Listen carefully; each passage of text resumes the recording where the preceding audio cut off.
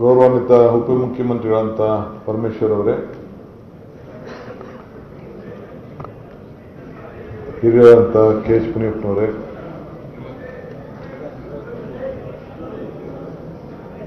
ನೂತನ ಸಚಿವರಾಗಿ ಹೊಸದಾಗಿ ನಮ್ಮ ಖಾದರ್ ಸಾಹೇಬರು ಬಂದಿದ್ದಾರೆ. ಮೇಷ್ಟ್ರ ಕೆಲಸ ಬಿಟ್ಬಿಟ್ಟು ಅವ್ರದ್ದು ಒಂದು ದೊಡ್ಡ ಯುಗ. He did his best as a speaker. So ಎಲ್ಲ ನನ್ನ ಮಾಧ್ಯಮ ಬಿಡ್ತಾರೆ. ಕಳೆದ ಒಂದು ವರ್ಷದಿಂದ ನಿಮಗೆಲ್ಲ ಬಹಳ ಹಾರ ವಿಷಯ ಇಲ್ಲದೇ ವಿಷಯಗಳನ್ನು ಸೃಷ್ಟಿ ಮಾಡ್ತಾ ಇದ್ದಾರೆ. ಯಾವಾಗ ಅಧಿಕಾರ ಹಸ್ತಾಂತರ ಏನಾಯಿತು, ನಾಯಕತ್ವ, ಸ್ಟೇಟ್ಮೆಂಟ್ಗಳು, ಪಾಪ ಮಲಗಿದ್ದವನ್ನೆಲ್ಲ ಎಬ್ಬಿಸೋದು, ಎದ್ದಿದ್ದವನ್ನೆಲ್ಲ ಮಲಗಿಸೋದು, ವಿಭಿನ್ನವಾದಂಥ ಸ್ಟೋರಿಗಳನ್ನೆಲ್ಲ ಮಾಡಿ ನಮ್ಮ ಪಕ್ಷದ ವರಿಷ್ಠರು ಅದಕ್ಕೆ ತೆರೆ ಎಳೆದಿದ್ದಾರೆ. ನಾನು ಹೇಳ್ತಾ ಇದ್ದೆ, ಯಾಕೆ ಸುಮ್ಮನೆ ಮಾತಾಡ್ತೀರ, ಅದಕ್ಕೆ ಶುಭಗಳಿಗೆ ಶುಭ ಮುಹೂರ್ತ ಎಲ್ಲ ಬರ್ತದೆ, ಸ್ವಲ್ಪ ತಾಳ್ಮೆಯಿಂದ ಇರಪ್ಪ ಅಂತ ನಿಮಗೆಲ್ಲ ಹೇಳ್ತಾ ಇದ್ದೆ. ಸೊ ಇವತ್ತು 4:15 ಆ ಶುಭಗಳಿಗೆ ಶುಭ ಮುಹೂರ್ತ ಇವತ್ತು ಸಂಜೆ. ಅದಕ್ಕೆಲ್ಲ ನೀವು ಮತ್ತು ರಾಜ್ಯದ ಜನತೆ ಸಾಕ್ಷಿಯಾಗಿದ್ದೀರಿ. ನನಗೆ ನಂಬಿಕೆ, ಇಂದಿನ ಹೆಜ್ಜೆಗಳನ್ನು ಮರ್ತವನು ಮುಂದಿನ ಹೆಜ್ಜೆಯನ್ನು ಇಡಲಾರ ಎಂಬ ಮಾತಿನಲ್ಲಿ ನಂಬಿಕೆಯನ್ನು ಇಟ್ಕೊಂಡಿರೋನು. If you forget the root you will not get the fruit ಅಂತ ಕೂಡ ಅನೇಕ ಸಂದರ್ಭದಲ್ಲಿ ಹೇಳಿದ್ದೀನಿ. ಇವತ್ತು ಹೊಸ ದಿನ, ಹೊಸ ಕೆಲಸಗಳನ್ನು ಮಾಡಲು ಹೊಸ ಅವಕಾಶಗಳನ್ನು ಕಾಂಗ್ರೆಸ್ ಪಕ್ಷ ಮತ್ತು ರಾಜ್ಯದ ಜನತೆ ನಮಗೆ ಕೊಟ್ಟಿದ್ದಾರೆ. ಸೊ ನಾನು ಹೊಸ ಅವಕಾಶಗಳನ್ನು ಹುಡುಕ್ತಾ ಇದ್ದೇನೆ. ಹೊಸ ಅವಕಾಶಗಳನ್ನು ಇದ್ದಂಥ ಇನ್ನು 2 ವರ್ಷದಲ್ಲಿ ಏನೆಲ್ಲ ಈ ರಾಜ್ಯದ ಜನತೆಯ ಸೇವೆಯನ್ನು ಮಾಡಲಿಕ್ಕೆ ಸಾಧ್ಯ ಸಿಕ್ಕಿದಂಥ ಅವಕಾಶದಲ್ಲಿ ನಮ್ಮ ರಾಜ್ಯಕ್ಕೆ ಕಲ್ಯಾಣವನ್ನು ಮಾಡಲಿಕ್ಕೆ ಪ್ರಯತ್ನ ಮಾಡ್ತಾ ಇದ್ದೇನೆ. ಇಂದು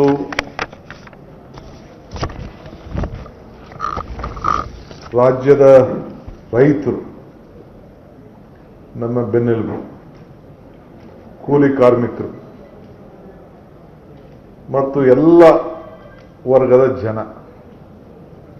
ಅವರಿಗೆ ಮುಂದಿನ ದಿನಗಳಲ್ಲಿ ಅವರಿಗೆ ಅನೇಕ ಕಾರ್ಯರೂಪಗಳನ್ನು ಸೂಚಿಸಲು, ತಯಾರು ಮಾಡಲು ಈಗಾಗಲೇ ನನ್ನ ಸಿದ್ಧತೆ ಕಳೆದ 6 ತಿಂಗಳಿಂದ ನಡ್ಕೊಂಡು ಬರ್ತಾ ಇತ್ತು.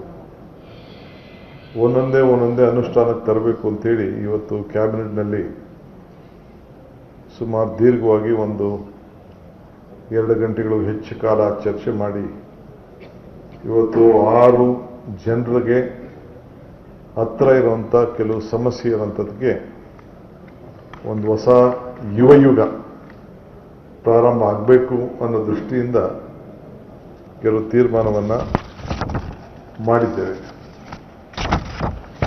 ನಾನು ಇವತ್ತು ಮಾಧ್ಯಮ ಸ್ನೇಹಿತರಿಗೆ ಮತ್ತು ಈ ರಾಜ್ಯದ ಜನತೆಗೆ ನನ್ನ ಮೇಲೆ ಅಪಾರವಾದಂಥ ವಿಶ್ವಾಸ, ನಂಬಿಕೆಯನ್ನು ತಾವು ಇಟ್ಕೊಂಡಿದ್ದೀರಿ. ಹಿಂದೆ ಬೇಕಾದಷ್ಟು ಟೀಕೆಗಳಾಗಿರ್ಬೋದು, ಬೇಕಾದಷ್ಟು ಒಳ್ಳೆ ಮಾತುಗಳನ್ನು ಕೂಡ ತಾವೆಲ್ಲ ಬರೆದಿರ್ಬೋದು, ತಿಳಿಸಿರ್ಬೋದು. ಹಿಂದೆ ಹೇಳಿದ್ದೆ, ಟೀಕೆಗಳೆಲ್ಲ ಸಾಯ್ತವೆ, ನಮ್ಮ ಕೆಲಸಗಳು ಉಳಿತವೆ ಅನ್ನೋದು ಮಾತನ್ನು ಕೂಡ ನಾನು ಹೇಳಿದ್ದೆ. ಸೊ ರಾಜ್ಯದ ಆಡಳಿತದಲ್ಲಿ ಹೊಸ ಬೆಳಕನ್ನು ಮೂಡಿಸಲು ನನ್ನ ರಾಜಕೀಯ ಅನುಭವ 85ರಲ್ಲಿ ಅಸೆಂಬ್ಲಿ ಎಲೆಕ್ಷನ್ ನಿಂತು ನಾನು ಆ ಎಲೆಕ್ಷನ್ ಸೋತೆ. ಜಿಲ್ಲಾ ಪಂಚಾಯಿತಿ ಮೆಂಬರ್ ಆದೆ, ಅಸೆಂಬ್ಲಿ ಮೆಂಬರ್ ಆದ ನಾನು, ಪರಮೇಶ್ವರ್ ಅವರೆಲ್ಲ ಒಟ್ಟಿಗೆ 89ರಲ್ಲಿ ಆದವು. ವಿವಿಧ ಸಂಪುಟಗಳಲ್ಲಿ ಕೆಲಸ ಮಾಡಿಕೊಂಡು ಬಂದಿದ್ದೇವೆ. ಸೊ ಅಪಾರವಾದಂಥ ಅನುಭವದ ಭಂಡಾರದಲ್ಲಿ ಮುಳುಗಿದ್ದೇನೆ. ಕಷ್ಟ ನೋಡಿದ್ದೇನೆ, ಸುಖ ನೋಡಿದ್ದೇನೆ, ಚಿಕ್ಕ ವಯಸ್ಸಿನಲ್ಲಿ ಅಧಿಕಾರ ನೋಡಿದ್ದೇನೆ, ಅನೇಕ ರಾಜಕೀಯ ತಂತ್ರಗಳಿಗೆ ಕೂಡ ಆ ಬಲೆಗೆ ಕೂಡ ಬಿದ್ದಿದ್ದೇನೆ. ತಿಹಾರ್ ಜೈಲು ಕೂಡ ಹೋಗಿ ಬರಬೇಕಾದಂಥ ಒಂದು ಪರಿಸ್ಥಿತಿ ಬಂತು. ಆದರೆ ಯಾವತ್ತೂ ಕೂಡ ನನ್ನ ಎದೆ ಕುದಿರಲಿಲ್ಲ, ಆತ್ಮವಿಶ್ವಾಸ ಇತ್ತು. I lived on hope. That hope, ಏನು ಒಂದು ವಿಶ್ವಾಸ ಇತ್ತಲ್ಲ, ಆ ವಿಶ್ವಾಸ ಇವತ್ತು ಮತ್ತೆ ಈ ರಾಜ್ಯದ ಜನತೆಯ ಸೇವೆಯನ್ನು ಮಾಡಲಿಕ್ಕೆ, ಸಾಕ್ಷಿ ಗುಡ್ಡೆಯನ್ನು ಬಿಟ್ಟು ಹೋಗಲಿಕ್ಕೆ ಇವತ್ತು ನನಗೆ ಅವಕಾಶವನ್ನು ಸಿಕ್ಕಿದೆ. ಈ CM ಕುರ್ಚಿ ಇದು ನಂದಲ್ಲ, ನಾಡಿನ ಜನರದಿದು. ನಮ್ಮ ಕಾಂಗ್ರೆಸ್ ಕಾರ್ಯಕರ್ತರು ಮತ್ತು ನಾಡಿನ ಜನತೆ ನಮಗೆ ಕೊಟ್ಟಂಥ ಇದೊಂದು ಅವಕಾಶ. ಒಂದು ದೊಡ್ಡ ನಂಬಿಕೆಯಿಂದ ನಮ್ಮ ಪಕ್ಷದ ವರಿಷ್ಠರಾದಂಥ ಮಲ್ಲಿಕಾರ್ಜುನ ಖರ್ಗೆ ಅವರ ನಾಯಕತ್ವದಲ್ಲಿ ರಾಹುಲ್ ಗಾಂಧಿಯವರು ಮತ್ತು ಸೋನಿಯಾ ಗಾಂಧಿಯವರು ಈ ತೀರ್ಮಾನವನ್ನು, ಸ್ವಲ್ಪ ಲೇಟ್ ಆಯಿತು, ನಿಮಗೆಲ್ಲ ಗೊತ್ತಿತ್ತು, ಹಿಂದೆ ಕೂಡ ತಾವೆಲ್ಲ ಬರೆದಿದ್ರಿ ಏನು ನಮ್ಮ ಅಂತರ ತೀರ್ಮಾನ. ಮಾನ್ಯ ಶ್ರೀ ಸಿದ್ದರಾಮಯ್ಯನವರು ಕೂಡ ಮಾತನ್ನು ಉಳಿಸ್ಕೊಳ್ತೇನೆ ಅಂತ ಹೇಳಿ ಅವರು ಕೂಡ ಭರವಸೆಯನ್ನು ಕೊಟ್ಟು, ಅವರು ಕೂಡ ಹೇಳ್ತಾ ಇದ್ರು, ಪಕ್ಷದ ವರಿಷ್ಠರು ಯಾವತ್ತು ಹೇಳ್ತಿರೋ 5 ನಿಮಿಷನೂ ಇಲ್ಲದೆ ಅವ್ರು ಹೇಳ್ದಂಗೆ ನಾನು ಕೇಳ್ತೀನಿ ಅಂತ ಹೇಳಿ ಸಿದ್ದರಾಮಯ್ಯನವರು ಹೇಳಿದರು.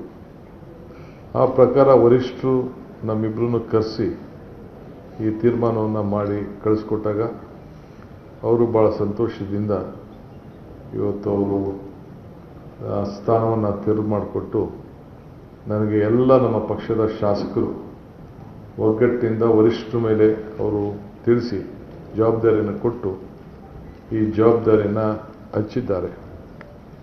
ಸೊ ಗ್ರಾಮೀಣ ಅಭಿವೃದ್ಧಿ, ಗ್ರಾಮೀಣ ರೈತರ ಬದುಕು ಎಲ್ಲ ಕೂಡ ಬಲ್ಲೆ. ಇದ್ರ ಜೊತೆಗೆ ನಗರದಲ್ಲಿರುವಂಥ ಜನರ ಸಮಸ್ಯೆ ಕೂಡ ಬಲ್ಲೆ. 42% ಜನ ನಗರಗಳಲ್ಲಿ ವಾಸಿಯಾಗಿದ್ದಾರೆ, ಮಿಕ್ಕಿದವರೆಲ್ಲ ಗ್ರಾಮೀಣ ಪ್ರದೇಶದಲ್ಲಿ ಇದ್ದಾರೆ. ಒಂದು ದೊಡ್ಡ ಶಿಫ್ಟ್ ಆಗ್ತಾ ಇದೆ.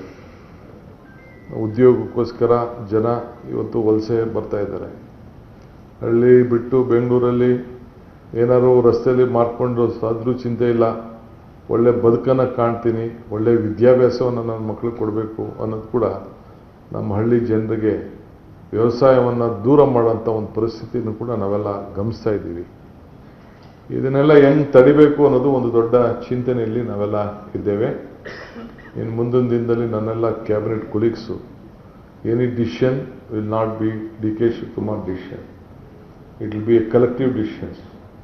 ಸೊ ಎಲ್ಲ ಜೊತೆಗೆ ಸೇರಿ ಕೆಲಸ ಮಾಡೋರು. ಒಂದಿನ ಏರ್ಪೋರ್ಟು ವಿಚಾರಕ್ಕೆ ನನ್ನನ್ನು SM ಕೃಷ್ಣರವರು ರತನ್ ಟಾಟಾ ಅವರು ಕಳಿಸ್ಕೊಟ್ಟಿದ್ರು. ಇಂಟರ್ನ್ಯಾಷನಲ್ ಏರ್ಪೋರ್ಟು ಬಗ್ಗೆ ಚರ್ಚೆ ಮಾಡಲಿಕ್ಕೆ ನನ್ನನ್ನು ಕಳಿಸ್ಕೊಟ್ಟಿದ್ರು. ನಾನು ಯಾರೋ ಇಬ್ಬರು ಸ್ನೇಹಿತರು ಹೋಗಿದ್ದು. ಆಗ ಅವ್ರು ಹೇಳಿದ್ರು, DK ನೀವು ತೊಗೊಳ್ಕೊಳ್ಳಿ ಅಂತ ಅವ್ರು ಕೇಳಿದ್ದು. ಅವರಿಲ್ಲ, ನಾನು ತೊಗೊಳಕ್ಕೆ ಹೋಗಲ್ಲ, ನೀನು ಒಬ್ಬರೇ ಮಾಡೋಕ್ಕೆ ಹೋಗಬೇಡಿ, ನೀವು ಯಾರನ್ನೋ 2-3 ಜನ ಸೇರಿ ಕನ್ಸೋರ್ಟಿಯಂ ಮಾಡಿ, ನನಗಿಷ್ಟ ಇಲ್ಲ ಅಂತೇಳಿ ಬೆಂಗಳೂರು ಏರ್ಪೋರ್ಟ್ ಬಗ್ಗೆ ಅವರು ಬೇರೆಯವ್ರಿಗೆ ವಹಿಸಿ ಅಂತ ಹೇಳಿದ್ರು. ಆಮೇಲೆ ನಾವು ಒಂದು ಕನ್ಸೋರ್ಟಿಯಂ ಮಾಡಿ ಆ ತೀರ್ಮಾನವನ್ನು ಮಾಡಿದೆವು. ಆಗ ಒಂದು ಮಾತು ಹೇಳಿದರು, if you want to walk fast, walk alone, if you want to walk far, walk together ಅಂತ ಹೇಳಿ ಅವತ್ತು ರತನ್ ಟಾಟಾರವರು ನನ್ನ ಕಿವಿಗೆ ಹೇಳಿದ ಮಾತು ಇವತ್ತು ಕೂಡ ಇದೆ. ಹಾಗೆ ಇವತ್ತು ನಂದು ತೀರ್ಮಾನ, ನಮ್ಮ ಪಕ್ಷದ ಎನಿ ಡಿಸಿಷನ್ಸ್ ಯುನಿಟರ್ಲಿ ತೆಗೆದುಕೊಳ್ಳೋಕ್ಕೆ ನಾನು ಹೋಗೋದಿಲ್ಲ. ನಮ್ಮ ಡೆಮೊಕ್ರೆಟಿಕ್ ಸೆಟಪ್ಪಲ್ಲಿ ನಾವೆಲ್ಲ ನಂಬಿಕೆ ಇಟ್ಕೊಂಡಿರೋರು. ಕಾಲೇಜೆಲ್ಲ ಸ್ಕೂಲಲ್ಲೇ ಚುನಾವಣೆಗೆ ನಿಂತವ್ನು ನಾನು. ಸ್ಕೂಲಲ್ಲಿ ಯಾರೋ TV ತೋರಿಸ್ತಾ ಇದ್ರು, ಯಾರೋ ನಮ್ಮ ವಿದ್ಯಾರ್ಥಿಗಳನ್ನು ಕೊಲೀಗ್ಸ್ ಹೇಳಿದ್ರೆ ನಂದು ಸ್ಟಾರ್ ಸಿಂಬಲ್ ಇತ್ತು ಅಂತ ಏನೋ ತೋರಿಸ್ತಾ ಇದ್ರು ಅಂತ ಫೋನ್ ಮಾಡಿದ್ರು. ಹಂಗೆ ಸ್ಕೂಲಲ್ಲೇ 7ನೇ ಕ್ಲಾಸಲ್ಲೇ ಎಲೆಕ್ಷನ್ ನಿಂತ್ಕೊಂಡು ಆ ಗರಡಿಯಿಂದ ಬೆಳ್ಕೊಂಡು ಇಲ್ಲಿವರೆಗೂ ಬಂದು ಮುಟ್ಟಿದ್ದೇನೆ. ಸೊ ಹಂಗೆ ಎಲ್ಲರೂ ಕೂಡ ಒಟ್ಟಿಗೆ ಡೆಮೊಕ್ರೆಟಿಕ್ ಸೆಟಪ್ಪಲ್ಲಿ ನನಗೆ ನಂಬಿಕೆ ಇದೆ. ಸೊ ಎಲ್ಲರ ಕಲೆಕ್ಟಿವ್ ಡಿಸಿಷನ್ಸು ಇವತ್ತೇನು ನಾವು 15 ಜನ 14 ಜನ ಇವತ್ತು ನಾವು ಸೇರಿದ್ದೇವೆ. ಇವತ್ತು cabinet all well experienced with all section of the society. So ಈ ಕ್ಯಾಬಿನೆಟ್ಟೇ ನಿಮ್ಗೆ ಹೇಳ್ತದೆ, ಈ ನಾಡಿನ ಸರ್ವ ಜನಾಂಗದ ಶಾಂತಿಯ ತೋಟ ಏನು ಕುವೆಂಪುರವರು ಹೇಳಿದ್ರು, ಆ ಕುವೆಂಪುರವರು ಹೇಳಿದ್ದೇ ಈ ನಮ್ಮ ಕ್ಯಾಬಿನೆಟ್ನಲ್ಲಿ ಬಿಂಬಿಸ್ತಾ ಇದೆ ಅನ್ನೋದನ್ನು ತಾವೆಲ್ಲ ಕೂಡ ಕಾಣ್ತಾ ಇದ್ವಿ. ಸೊ ಎಲ್ಲ ವರ್ಗದ ಅನುಭವದ ನಾಯಕರುಗಳ ಸಹಕಾರದಿಂದ ಈ ರಾಜ್ಯದಲ್ಲಿ ಒಂದು ಉತ್ತಮವಾದಂಥ, ಒಂದು ಬಲಿಷ್ಠವಾದಂಥ ಒಂದು ನಾಯಕತ್ವವನ್ನು ಕೊಟ್ಟು, ಆಡಳಿತವನ್ನು ಕೊಟ್ಟು ಎಲ್ಲರೂ ಕೂಡ ತೆಗೆದುಕೊಂಡೋಗಿ, ನೀವು ಕೂಡ ಪ್ರಜಾಪ್ರಭುತ್ವ ವ್ಯವಸ್ಥೆಯಲ್ಲಿ ನಾವೇನು 4 ಪಿಲ್ಲರ್ಸ್ ಅಂತ ನಾವೇನು ಕರಿತೀವಿ, ಇದೊಂದೇ ದೇಶದಲ್ಲಿ ಜುಡಿಷರಿ ಮತ್ತು ನಮ್ಮ ಶಾಸಕಾಂಗ, ನ್ಯಾಯಾಂಗ, ಶಾಸಕಾಂಗ ಒಂದು ನೋಡ್ತದೆ. ಇಲ್ಲೇ ಪಕ್ಕದಲ್ಲೇ ಕಾರ್ಯಾಂಗ ಕೃಷ್ಣ ಸಾಹೇಬರು ಕೂಡ ಪಕ್ಕದಲ್ಲಿ ಒಂದು ಹೊಸ ಸೌಧವನ್ನು, ವಿಕಾಸವನ್ನು ಕಟ್ಟಿಸಿದ್ದಾರೆ. ನೀವು ಕೂಡ ಮೀಡಿಯಾದವರು ಕೂಡ ಇಲ್ಲೇ ಪಕ್ಕದಲ್ಲೇ ಇದ್ದೀರಿ. ಸೊ ವಿತಿನ್ ಒಂದು 100-200 ಮೀಟ್ರಲ್ಲೇ ನಾವೆಲ್ಲ ಒಟ್ಟಿಗೆ ಇದ್ದೇವೆ. ಸೊ ಎಲ್ಲರೂ ಸೇರಿ ಒಟ್ಟಿಗೆ ಕೆಲಸ ಮಾಡಬೇಕು. ನೀವು ಕೂಡ ನಿಮ್ಮ ಮೇಲೆ ವಿಶ್ವಾಸ ಇದೆ, ನೀವು ಟೀಕೆ ಮಾಡಿ, ಬಟ್ ಸುಮ್ಮನೆ ಯಾವುದಾವುದೋ ವಿಚಾರನ ಗೊತ್ತಿಲ್ಲದೆ ಬರೀ ಸ್ಟೋರೀಸ್ನ ಹೊಸ್ದಾಗಿ ಕ್ರಿಯೇಟ್ ಮಾಡೋದು ಬೇಡ. ರಾಜಕೀಯದ ಸ್ಟೋರೀಸ್ ಎಲ್ಲ ಮಾಡೋದು ಬೇಡ. ನಾವು ತಪ್ಪು ಮಾಡಿಲ್ಲ, ನಮ್ಮ ಸರ್ಕಾರ ತಪ್ಪು ಮಾಡ್ತಾ ಇದೆ ಅಂತಂದರೆ yes, you are most welcome. ನಾನು ಯಾವತ್ತೂ ಕೂಡ ನಿಮ್ಮ ಮಾಧ್ಯಮದವ್ರಿಗೆ ನನ್ನ ಟೀಕೆ ಮಾಡಿದವ್ರನ್ನ ನಿಮ್ಮನ್ನ ಯಾರು ನಾನು ಕ್ವಶನ್ ಮಾಡಲಿಲ್ಲ. ನಾನು ತಿದ್ದಕ್ಕೆ ಕೇಳ್ತಾ ಇದ್ದೀರಿ ಅಂದ್ಕೊಂಡು ನಾನು ಅದನ್ನು ತಿದ್ಕೊಳ್ಳಿಕ್ಕೆ ಪ್ರಯತ್ನವನ್ನು ಮಾಡಿದ್ದೇನೆ. ಸೊ ಹಂಗೆ I believe in you also, because ನಿಮ್ಮ ಮೇಲೆ ನೀವೇನು ಹೇಳ್ತೀರಿ, ನಿಮ್ಮ ಕಣ್ಣಲ್ಲಿ ಏನು, ನಿಮ್ಮ ಕ್ಯಾಮ್ರಾಗಳಲ್ಲಿ ಏನು ತೋರಿಸ್ತೀರಿ, ನಿಮ್ಮ ಟಿ ವಿಗಳಲ್ಲಿ ಏನು ತೋರಿಸ್ತೀರಿ, ನಿಮ್ಮ ಬರವಣಿಗೆಗಳಲ್ಲಿ ತೋರಿಸ್ತೀರಿ, ಅದ್ರ ಬಗ್ಗೆ ಹೆಚ್ಚಿಗೆ ಜನ ಇವತ್ತು ನಂಬ್ಕೊಂಡಿದ್ದಾರೆ. ಸೊ ಅದಕ್ಕೆ ನೀವು ಕೂಡ ನನ್ನ ವಿಶ್ವಾಸಕ್ಕೋಸ್ಕರ ನೀವು ಮಾಡಬೇಕಾದ ಅವಶ್ಯಕತೆ ಇಲ್ಲ, ನಮ್ಮ ಸರ್ಕಾರಕ್ಕೆ ಮಾಡಬೇಕಾದಂಥ ಅವಶ್ಯಕತೆ ಇಲ್ಲ. ನಿಮ್ಮ ಆತ್ಮಸಾಕ್ಷಿ ಕೂಡ ನೀವು ತೆಗೆದುಕೊಳ್ಳೋಂಥ ನಿಮ್ಮ ಬರವಣಿಗೆ, ನೀವು ತೋರಿಸೋಂಥದ್ದು, ನೀವು ಏನೇನು ಸ್ಟೋರಿಗಳನ್ನು ಬಿಂಬಿಸ್ತೀರಿ, ಅದು ನಿಮ್ಮ ಕಾನ್ಫಿಡೆನ್ಸ್ಗೂ ಕೂಡ, ನಿಮ್ಮ ಸೆಲ್ಫ್ ಕಾನ್ಫಿಡೆನ್ಸು ಇರಬೇಕು, ನಿಮ್ಮ ಆತ್ಮಸಾಕ್ಷಿಗೆ ಒಪ್ಪಬೇಕು. ಆ ರೀತಿ ತಾವೆಲ್ಲ ಸೇರಿ ಮಾಡಬೇಕು ಅಂತೇಳಿ ತಮ್ಮೆಲ್ಲರೂ ಕೂಡ ಪ್ರಾರ್ಥನೆ ಮಾಡ್ತೇನೆ. ಸೊ ಎಲ್ಲ ಜಾತಿ, ಎಲ್ಲ ವರ್ಗದ ಜನರ ಸಹಬಾಳ್ವದಲ್ಲಿ ತೆಗೆದುಕೊಂಡು ಹೋಗ್ಲಿಕ್ಕೆ ಅದ್ರ ಮೇಲೆ ನಂಬಿಕೆ ಇರೋನು. ನನಗೆ ಜಾತಿ ಮೇಲೆ ನಂಬಿಕೆ ಇಲ್ಲ, ಜಾತಿ ಮೇಲೆ, ಧರ್ಮದ ಮೇಲೆ ನಮ್ಮದೇ ಆದಂಥ ವಿಚಾರಧಾರೆಗಳಿರ್ಬೋದು. ಆದರೆ ನನಗೆ ಮಾನವಕ್ಕೆ ನಮ್ಮದೇ ಆದಂಥ ಸಿದ್ಧಾಂತ ಇದೆ, ಮಾನವೀಯತೆ, ಹ್ಯುಮ್ಯಾನಿಟಿ. ಸೊ ಮಾನವ ಧರ್ಮ, ಸೊ ಅದರ ಮೇಲೆ ನನಗೆ ಅಪಾರವಾದಂಥ ನಂಬಿಕೆಯನ್ನು ಇಟ್ಕೊಂಡಿರೋನು. ಅದರಲ್ಲಿ ನಾನು ಕೆಲಸವನ್ನು ಮಾಡಿಕೊಂಡು ನಾನು ಹೋಗ್ತೇನೆ.